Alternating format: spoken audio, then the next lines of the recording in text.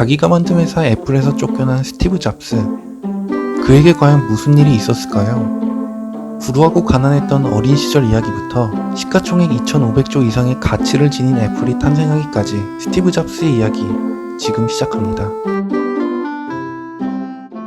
스티브 잡스는 지금의 IT 본거지라 불리는 샌프란시스코에서 태어나 시작과 동시에 컴퓨터를 배울 수 있는 환경에 노출될 수 있었습니다. 하지만 그의 엄마의 원하지 않는 임신으로 태어나자마자 친모로부터 버림을 받아 입양을 보내지게 되는데요. 그리고 그가 입양을 하는 사실로 인해 자신의 정체성의 혼돈과 생모로부터 버림받았다 라는 생각을 떨쳐버릴 수 없었고, 이로 인해 고통의 유년 시절을 보내게 됩니다.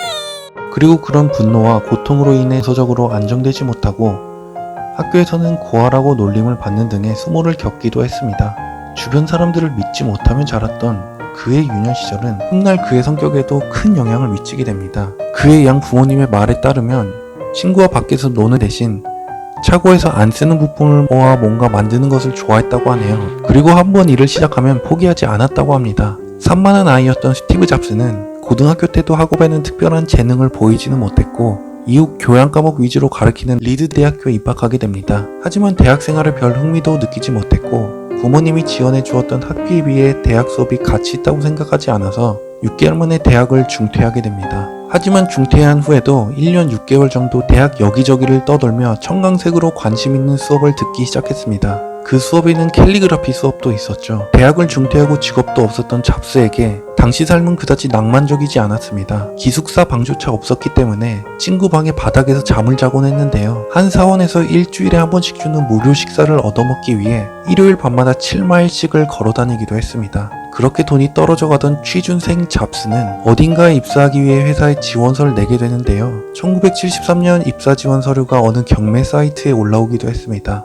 경매 사이트 담당자는 스티브 잡스가 쓴 이 한 페이지짜리 지원서 어디에도 3년 뒤 애플을 공동 창업할 사람의 모습으로 보이지 않는다고 말하기도 했습니다. 그러다 스티브 잡스는 우연히 아타리라는 한 게임 회사에 취직을 하게 됩니다. 난데없이 회사 로비로 쳐들어온 당돌한 청년 스티브 잡스는 회사에서도 여러 기행을 펼치며 당시 아타리 창업자인 놀란 부시넬도 크고 작은 마찰을 겪었다고 합니다. 하지만 당시 놀란 부시넬은 다른 직원들보다도 IT에 관한 그의 창의성과 열정은 정말 뛰어나다고 인정했습니다.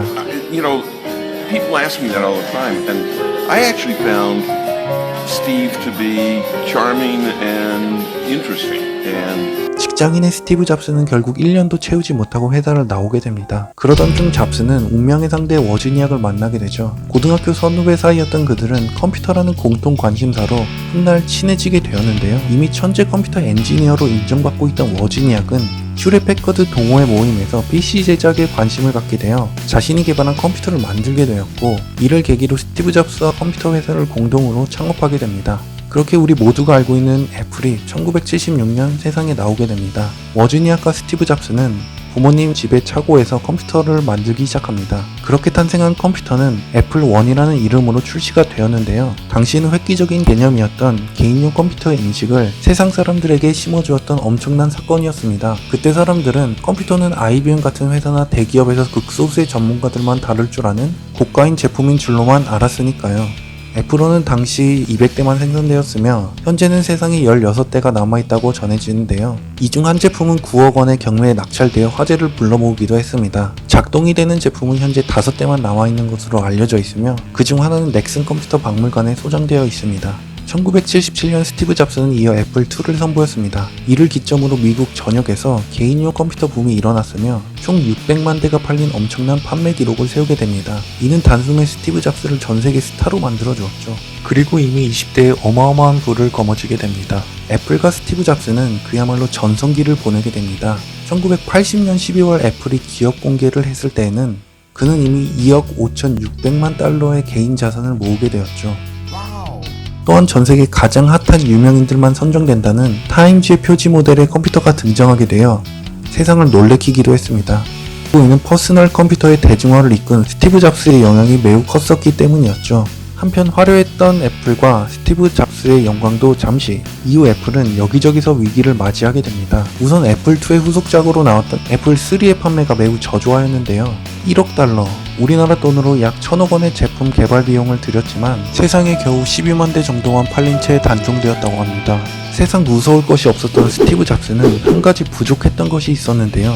바로 마케팅 능력이었습니다. 제품은 좋았지만 이를 알릴 능력이 필요했던 것이었죠. 고민하던 스티브 잡스는 당시 펩시콜라 마케팅 총책임자였던 존 스컬리 사장을 영입하기로 결심합니다. 그리고 여기서 나온 유명한 일화가 하나 있죠. 나머지 인생을 설탕물이나 팔면서 보내고 싶습니까? 아니면 함께 세상을 바꾸시겠습니까? 당돌한 청년 스티브 잡스의 열정에 감동한 존 스컬리는 애플의 CEO라는 파격적인 조건으로 이직을 결심하게 됩니다. 불우했던 유년 시절 형성된 독고주의적 성향을 가진 스티브 잡스는 커서도 괴팍한 성격으로 유명했습니다. 직설적이고 감성적인 말로 직원들을 함부로 대하곤 했습니다. 이로 인해 직원들의 사기는 날이 갈수록 떨어져갔고 존 스컬리를 포함한 이사회에서도 이런 스티브 잡스를 곱게 받아들이지 않았죠. 이런저런 사건들로 인해 애플의 컴퓨터 판매 실적도 매우 부진하여 회사의 존폐의 위기의 순간들도 찾아오게 되었습니다. 결국 이사회 투표를 통해 1985년 스티브 잡스는 자신이 만든 회사에서 쫓겨나는 굴욕적인 상황에 이르게 됩니다. 오만하고 자기밖에 모르던 스티브 잡스의 횡포에 진절머리가 나 있었던 것이었죠. 쓸쓸하게 회사를 나와 이대로 포기할 수만은 없었던 스티브 잡스는 그간 경험을 살려 넥스트라는 컴퓨터 회사를 절치부심으로 설립하게 됩니다. 하지만 넥스트에서 개발한 컴퓨터는 기술력은 뛰어났지만 가격이 매우 높아 사업적으로 실패를 겪고 말았습니다. 연이은 실패에 잡스는 진지하게 사업을 포기할까 생각도 했었죠. 그러던 어느 날 스티브 잡스는 당시 넥스트의 프로젝트 진행 도중 우연한 기회에 애니메이션 CG 회사 픽사를 헐값에 인수하게 되는데요. 그때는 오로지 자사 컴퓨터에 탑재할 소프트웨어가 필요해서 픽사를 고른 것 뿐이었습니다. 당시 잡스는 이 사건이 신의 한 수였다는 것을 알고 있었을까요? 1995년 픽사가 만든 애니메이션 영화 토이스토리는 그야말로 대박을 치게 됩니다. 3천만 달러의 예산을 들여 만든 이 영화는 무려 3억 6천만 달러 이상의 흥행 수입을 거두어 들이게 되죠. 당시 스티브 잡스는 픽사의 80%가량의 지분을 가지고 있었는데 덩달아 이 주식의 가치가 1조 이상으로 뛰어버립니다. 재기에 성공한 스티브 잡스는 실패한 사업가라는 타이틀을 떼고 다시 화려하게 업계의 주목을 받게 됩니다. 한편 스티브 잡스를 내쫓은 장본인이자 CEO로 재직하고 있던 존 스컬리는 스티브 잡스가 떠난 뒤 회사 내 과감한 구조조정을 진행합니다. 대규모의 직원을 해고하고 여기저기 흩어져 있던 사업부를 통합하면서 비용을 줄이기 시작했고 회사가 흑자로 돌아서기도 하는 등 출발은 나름 성공적이었습니다. 하지만 존 스컬리는 뭔가 잘못 돌아가고 있음을 직감하기 시작합니다. 경영 초반에는 분명히 마케터로서 그의 능력을 10분 발휘하여 실적 부진에 빠진 애플을 구원해 주기도 하였죠.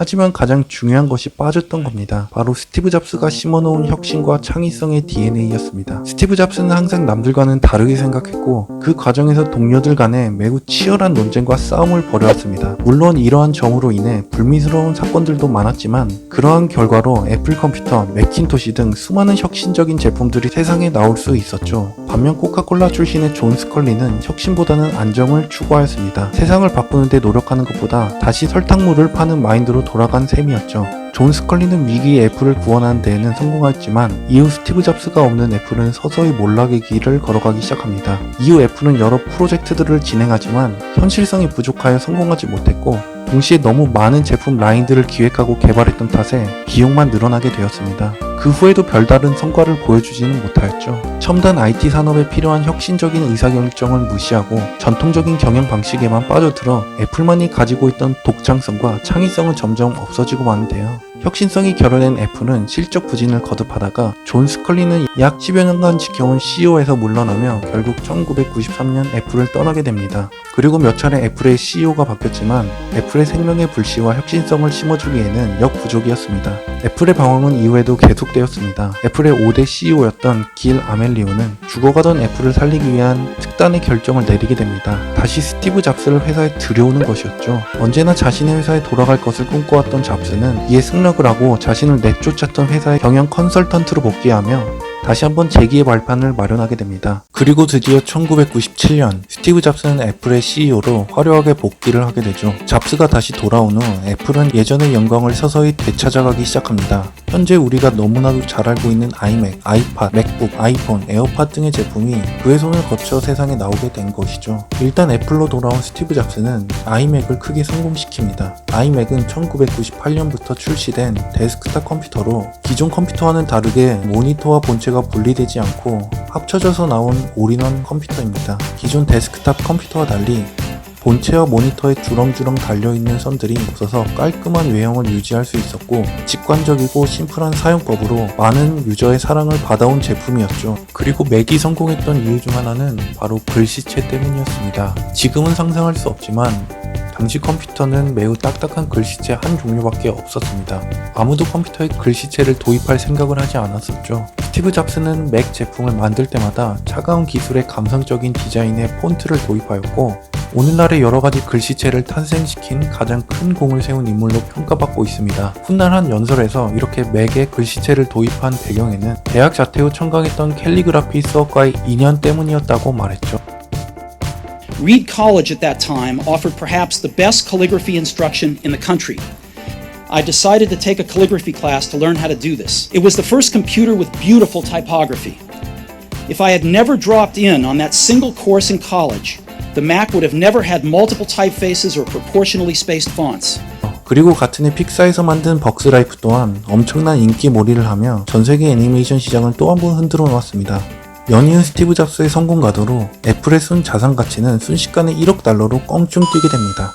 그러던 중 뜬금없이 애플은 기존 컴퓨터 사업과는 거리가 멀어 보이는 음악 시장에 진출하게 됩니다. 2001년 스티브 잡스는 청중에게 아이팟을 소개하며 이 작은 기기가 앞으로 음악업계에 새 바람을 불어 넣어줄 것이라고 확신했죠. 아이팟은 2003년 100만 대 이상이 팔린 것을 시작으로 이어 새로운 아이팟 버전이 출시되면서 지금까지 2억 7,500만 대 이상의 어마어마한 판매 기록을 남겼습니다. 이렇게 애플은 날로 승승장구를 거듭하던 중 스티브 잡스는 어느 날 몸에 이상 신호를 감지하기 시작합니다. 통증이 계속되자 무언가 잘못되었음을 느끼고 병원에 찾아갔습니다. 검사 결과는 췌장암, 생존율이 극도로 낮고 치료 후 2년 내에 재발할 확률도 매우 높은 악질인 병이죠. 하지만 그로 인한 주가 하락 등을 이유로 스티브 잡스는 건강 이상설을 부인해 왔습니다. 그리고 이를 증명이라도 하듯 외부 활동에서 건강한 모습을 보여주며 의욕을 일축시키기도 했습니다. 내부에서 진행하던 프로젝트도 잘 수행하고 있었죠. 2006년 어느 날 한 프로젝트를 진행하기 위해 스티브 잡스는 삼성전자 권오현 사장에게 비밀리에 연락을 합니다. 휴대폰에 들어가는 삼성전자의 메모리를 사고 싶다고 했던 것인데요.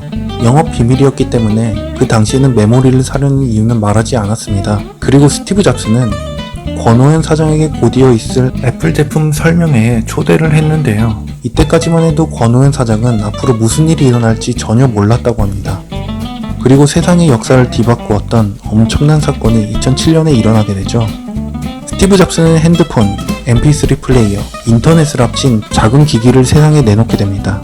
권오현 사장은 앞줄에 앉아서 잡스의 프레젠테이션을 보고 제대로 한 방을 먹었다고 밝히기도 했습니다. 바로 아이폰이 탄생했던 순간이었기 때문이었죠. 그리고 삼성전자는 이후 급히 스마트폰을 개발하기 시작하였고 그렇게 탄생한 스마트폰이 바로 갤럭시 시리즈입니다. 즉 아이폰이 없었다면 갤럭시를 포함한 오늘날의 수많은 종류의 스마트폰은 아마 세상에 나오기 힘들었을 겁니다. 실리콘밸리의 성공 신화의 주역으로 빌 게이츠와 함께 IT 업계의 대부로 불리던 스티브 잡스는 인생 최고의 나날을 보내게 되었죠. 그러나 기쁨도 잠시 2011년 우려했던 췌장암이 재발하여 56세의 나이에 생을 마감하게 됩니다. 한 연설에서 잡스는 이런 말을 남겼습니다.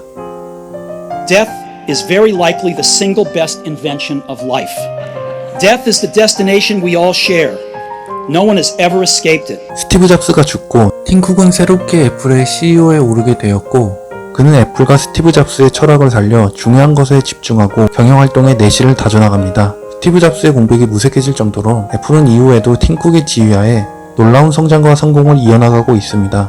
2020년 현재 애플의 시가총액은 2조 달러 이상으로 우리 돈으로 약 2,500조 이상의 가치를 지니고 있습니다. 참고로 잡스가 사망하기 직전 해인 2010년의 애플의 시가총액은 약 2천억 달러이었는데요.